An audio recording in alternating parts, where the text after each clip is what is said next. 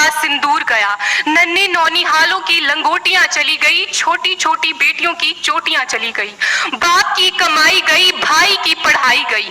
ऐसा एक विस्फोट हुआ पता ही चला नहीं, पूरे जिस्म की ही कई बोटियां चली गई। और आपके लिए तो एक आदमी मरा है साहब, किंतु मेरे घर की तो रोटियां चली गई, मेरे घर की तो रोटियां चली गई वाले हालात पैदा हो जाने के बावजूद भी एक माँ अपने बेटे को सरहद पर दुश्मनों की धज्जियां उड़ाने के लिए भेज देती थी और उसे पत्र लिखाकर ये भेजा करती थी कि अम्मा ने खत लिखा है बड़े ही चाव से, पुत्र मेरे ना घबरा जाना, एक इंच भी पीछे ना हटना, चाहे इंच इंच कट जाना, चाहे इंच इंच कट जाना। मैं नहीं मानती कि फेसबुक और व्हाट्सएप के डीपी को 3 रंग में रंगना ही देशभक्ति है। और यदि आप कहेंगे कि साल में 2 बार हाथ में तिरंगा ले लेना देशभक्ति है, तो मैं पूछना चाहूंगी कि फुटपाथ में रहने वाला वो बच्चा ट्रैफिक की छांव में नंगे पांव में जब तिरंगा बेच रहा होता है, तो क्या इसे आप उसकी देशभक्ति कहेंगे?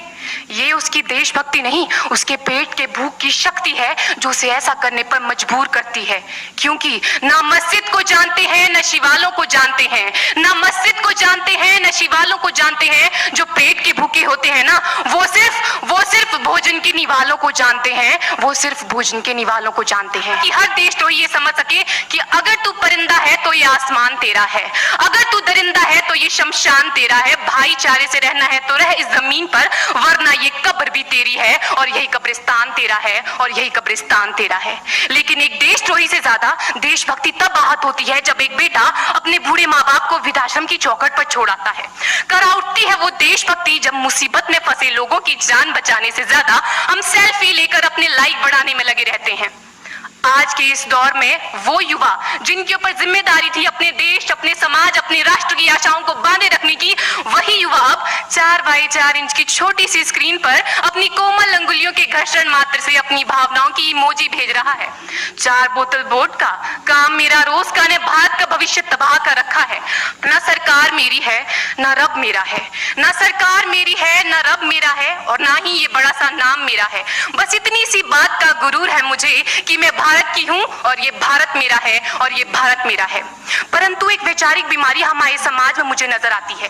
कहा जाता है हम दुनिया के सबसे बड़े लोकतंत्र हैं, जहां हिंदू पैदा होते हैं, मुस्लिम, सिख और ईसाई भी पैदा होते हैं, लेकिन बदकिस्मती है अब इंसान पैदा नहीं होते। और मेरे विचारों में ना हिंदू की जरूरत है ना मुसलमान की जरूरत है, राष्ट्र निर्माण के लिए केवल अच्छे इंसान की जरूरत है, केवल अच्छे इंसान की जरूरत है। जरा सोच कर देखिए, ये पेड़ पौधे और शाखाएं भी परेशान हो जाएं अगर परिंदे भी हिंदू और मुसलमान हो जाएं।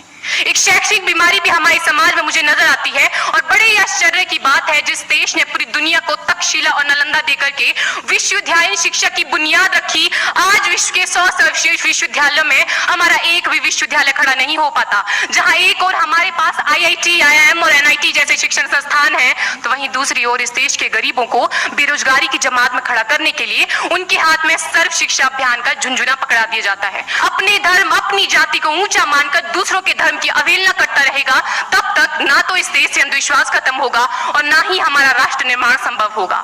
हमारी संस्कृति, हमारी सभ्यता को दुनिया ने शीश नवाया है, तो क्यों आस्था के नाम पर हमने अंधविश्वास फैलाया है? और मैं सैल्यूट करना चाहूंगी सरहद पर दिन रात हमारी रक्षा के लिए खड़े हर उस जवान को, इस देश की पुलिस, प्रशासन और किसान को, और इस देश के हर उस व्यक्ति को जो अपना काम पूरी ईमानदारी, पूरी मेहनत और पूरी लगन से करते हैं, जिनके बिना राष्ट्र निर्माण की कल्पना करना भी असंभव सा लगता है। वह खून कहो किस मतलब का जिसमें उबाल का नाम नहीं, वह खून कहो किस मतलब का आ सके देश के काम नहीं, वह खून कहो किस मतलब का जिसमें जीवन न रवानी है, जो परवश होकर बहता है वह खून नहीं है पानी है। उस दिन लोगों ने सही सही खून की कीमत पहचानी थी, जिस दिन सुभाष ने बर्मा में मांगी उनसे कुर्बानी थी। बोले स्वतंत्रता की खातिर बलिदान तुम्हें करना होगा, तुम बहुत जी चुके जग में लेकिन आगे तुम्हें मरना होगा। आजादी के चरणों में जो जयमाल चढ़ाई जाएगी, वह सुनो तुम्हारे शीशों के फूलों से गूंथी जाएगी।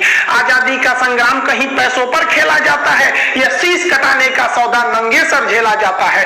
अजानू बाहों ऊंची करके वे बोले रक्त तुम मुझे देना, बदले में भारत की आजादी तुम मुझसे लेना। हो गई सभा में उथल पुथल, सीने में दिल न समाते थे, स्वर इंकलाब के नारे कोसों तक छाए जाते थे। हम देंगे देंगे रक्त, बस यही शब्द सुनाई देते थे। रण में जाने को युवक खड़े तैयार दिखाई देते थे। बोले सुभाष वह आगे आए जिसके तन में भारतीय खून बहता हो, वह आगे आए जो खुद को हिंदुस्तानी कहता हो, वह आगे आए जो इस खूनी हस्ताक्षर करता हो। मैं कफन लेता है। सारी जनता हुंकार उठी, हम आते हैं, माता के चरणों में हम अपना रक्त चढ़ाते हैं। उस दिन देखा साहस से भरे युवक बढ़ते ही जाते थे, चाकू छुरी कटारों से वे अपना रक्त बहाते थे, फिर उस रक्त की स्याही में वे अपनी कलम डुबाते थे और आजादी के परवाने पर हस्ताक्षर करते जाते थे। उस दिन तारों ने देखा हिंदुस्तानी विश्वास नया, जब लिखा भारत के महावीरों ने खून से इतिहास नया।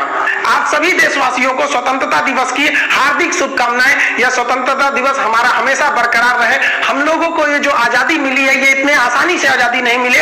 वो आजादी के लिए न जाने कितने वीरों ने अपने बलिदान दिए हैं। इसको दक्षिण का याद करिए, टीपू सुल्तान, वो मराठाओं की शक्ति, वो राजपूतों का बलिदान, वो सिखों की तलवार, झांसी की रानी, वो 11 साल का लड़का खुदीराम बोस जिसकी दाढ़ी मूछ नहीं थी, फिर भी उसने अंग्रेजों के आगे डट कर मुकाबला किया और अंग्रेजों ने उस बच्चे को फांसी चढ़ा दिया। वो सुभाष चंद्र बोस याद कीजिए, वो भगत सिंह, चंद्रशेखर आजाद, अशफाकुल्लाह खान, राम प्रसाद बिस्मिल, न जाने कितने वीरों ने इस देश को सींचा है अपने रक्त से, तब हमें ये आजादी मिली है। लेकिन आज भी अशिक्षितता के अभाव में, अशिक्षितता के कारण हम इस आजादी को अच्छे से नहीं ले जा पा रहे हैं। जितना देश को आगे जाना चाहिए, अभी भी देश को आगे ले जाने की जरूरत है।